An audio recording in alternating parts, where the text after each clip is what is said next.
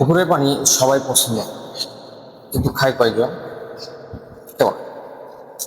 ঠিক তেমনি বিবাহিত নারীকে সবাই পছন্দ করে, সম্মান দেয় কয়জন?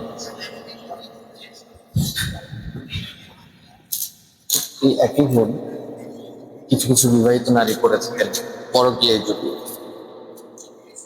তারা মনে করে তাকে কেউ একজন ভালোবাসছে, তারা কেউ একজন ভালোবাসা কেয়ার করছে, তারা মনে করে তাকে একজন সম্মান করছে।